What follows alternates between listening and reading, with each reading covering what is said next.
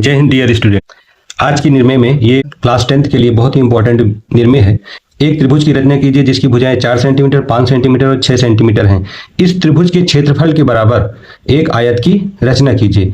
मतलब जितना इस त्रिभुज का क्षेत्रफल हो उस क्षेत्रफल के बराबर एक आयत की रचना कीजिए। तो सबसे पहले इसमें त्रिभुज की रचना हम करेंगे।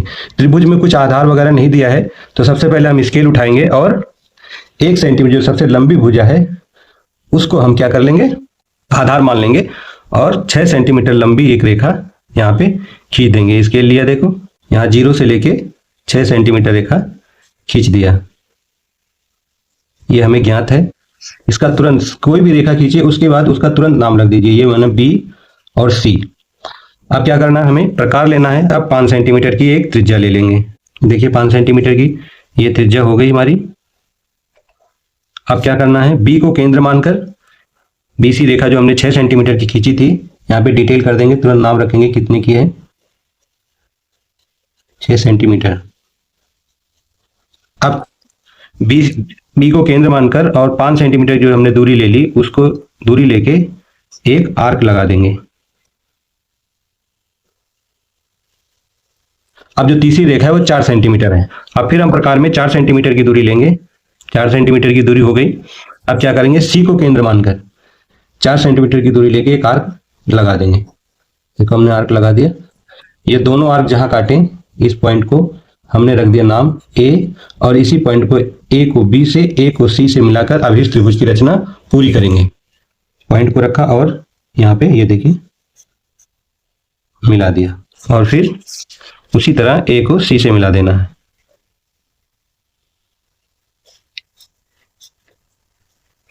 अब ये त्रिभुज मेरा हो गया। जो कह रहा है एक त्रिभुज की रचना कीजिए जिसकी, ये यहाँ पे देखिए, यहाँ पे डिटेल कर देंगे। ये जो भुजा हमारी 5 सेंटीमीटर की है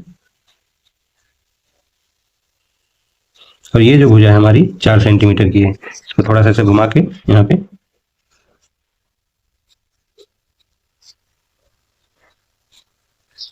ये त्रिभुज पूरा हो गया। एक त्रिभुज की रचना कीजिए जिसकी भुजा 4 सेंटीमीटर, 5 सेंटीमीटर और 6 सेंटीमीटर। तो 6 सेंटीमीटर हो गया बीसी, 5 सेंटीमीटर हो गया ए बी और 4 सेंटीमीटर हो गया ए सी। अब इस त्रिभुज के क्षेत्रफल के बराबर हमें एक आयत की रचना करनी है।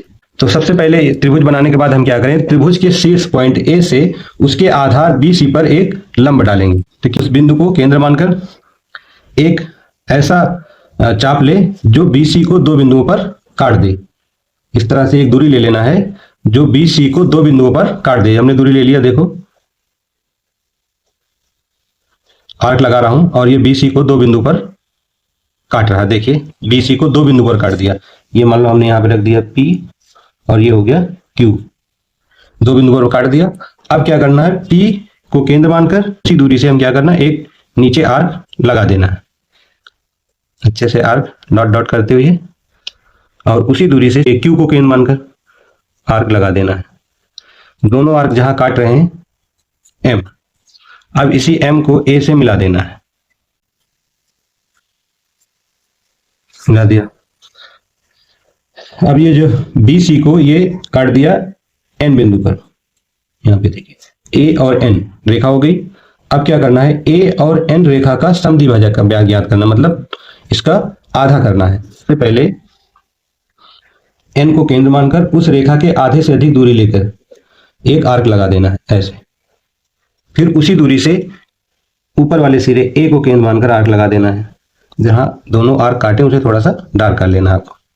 फिर से लगा देना है जिससे जहां दोनों आर्क काटे वो डार्क हो जाए। अब ये देखिए जो हमने आर्क लगाया तो ये पहले यहाँ पे काट रहा और यहाँ पे काट रहा। इन दोनों को आपस में मिलाते हुए एक रेखा खींचेंगे। ये जो मध्य बिंदु हमने प्राप्त की ओ बिंदु, इसी ओ से बी सी के समांतर एक रेखा खींचेंगे। समांतर रेखा खींचने के लिए सेट स्क्वायर ले लिया। पहला सेट स्क्वायर यहां लगाया। अब इसकी जगह आप यही सेट स्क्वायर लगा सकते हैं दूसरे वाला, या फिर स्केल का भी यूज कर सकते हैं। इसको दबा के रखेंगे और इसको ओ तक बढ़ाएंगे। ओ तक बढ़ा दिया और एक रेखा खींच ली।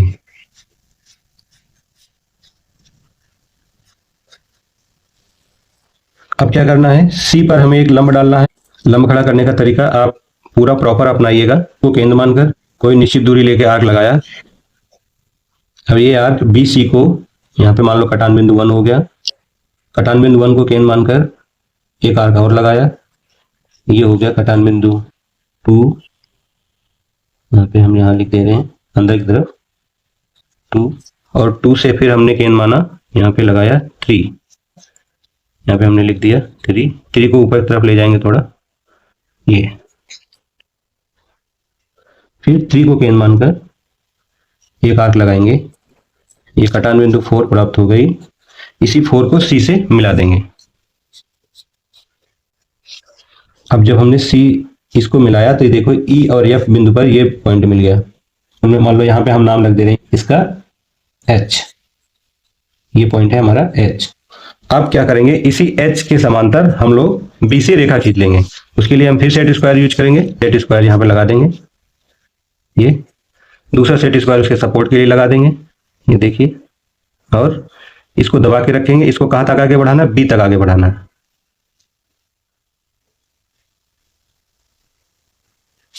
अब इसको छोड़ के यहाँ पे हम लाइन खींच देंगे। हमने बी से लाइन खींची ऊपर, तो ये जो है यहाँ पे मिल गया हमारा जी पॉइंट ए। अब जो अभीष्ट आयत है वो होगा जी बी सी एच। अब इसको हम लोग डार्क कर देंगे, जी बी, उसके बाद यहाँ पे जी एच, फिर यहाँ पे एच सी को डार्क करेंगे और बी सी को डार्क करेंगे। ये हमारा जो अभीष्ट आयत है जी बी सी एच। नाम आप अपने हिसाब से रख सकते हो, मैंने यहाँ पे नाम रख दिया। ये हमारा त्रिभुज बना था ए बी सी। उस ए बी सी त्रिभुज के क्षेत्रफल के बराबर अभीष्ट आयत बी सी जी एच, ये हमारा बन गया। एक बार हम दोहरा देते हैं कैसे बनेगा। सबसे पहले हम जो त्रिभुज की भुजा दी है 6 सेंटीमीटर बी सी खींचेंगे, उसके बी को केंद्र मानकर 5 सेंटीमीटर की दूरी लेके एक आर्क लगाएंगे, फिर सी को केंद्र मानकर 4 सेंटीमीटर की दूरी लेके एक आर्क लगाएंगे। दोनों आर्क ए बिंदु पर काटेगा, ए को बी से, ए को सी से मिला देंगे, त्रिभुज बन जाएगा। अब त्रिभुज के क्षेत्रफल के बराबर आयत बनाने के लिए ए को केंद्र मानकर ए से रेखा बी सी, आधार त्रिभुज की आधार रेखा बी सी पर एक लंब डालेंगे।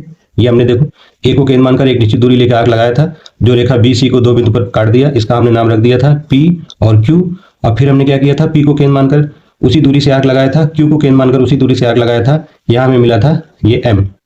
ए से मिलाते हुए, एम को ए से मिलाते हुए एक रेखा खींच दी थी। ये A M Rekha B C को एन बिंदु पर काट रही है, एन बिंदु पर, ये था एन। अब ए और एन को 2 बराबर भागों में बांटा था मैंने, उसका समद्विभाजक बिंदु ओ ज्ञात किया था। यहाँ पे है देखिए ओ लिखा है मैंने। किसी रेखा को 2 बराबर भागों में बांटने का तरीका पता है। उस रेखा के एक सिरे को केंद्र मानकर आधे से अधिक दूरी लेकर आर्क लगा दिया था मैंने ये, फिर उसी दूरी से ए को केंद्र मानकर आर्क लगा दिया था। ये दोनों आर्क यहाँ काटे थे, उनको मिलाते हुए एक रेखा हमने खींची थी जो ए और एन को ओ बिंदु पर काट रही थी। अब इसी ओ से रेखा बी सी के समांतर हमने एक रेखा खींची थी ई और एफ। सी सिरे पे हमने एक लंब खड़ा किया था। देखिए लंब खड़ा करने का तरीका, टी को केंद्र मानकर कोई निश्चित दूरी लेकर आर्क लगाया था। उसने बी सी रेखा को यहाँ कटान बिंदु 1 पे काटा था। 1 को केंद्र मानकर फिर हमने यहाँ 2 प्राप्त किया था, कटान बिंदु 2 को केंद्र मानकर यहाँ कटान बिंदु 3 प्राप्त किया था। फिर 3 को केंद्र मानकर ऊपर की तरफ, 2 को केंद्र मानकर ऊपर की तरफ आर्क लगाया था, ये 4 प्राप्त किया था। 4 को सी से मिला दिया था, तो हमें 4C रेखा मिल गई थी, लेकिन जो ई और एफ रेखा को एच बिंदु पर काट देती थी। ये हमारे आयत की दूसरी भुजा होगी। पहली भुजा तो बी सी थी, दूसरी भुजा हमारी सी और एच के समांतर एक रेखा बी से खींची, जो समांतर रेखा ई एफ को जी बिंदु पर काटती है। तो यही हमारा अभीष्ट आयत हो जाएगा बी सी जी एच। आशा करता हूँ आपको ये निर्णय समझ में आई होगी।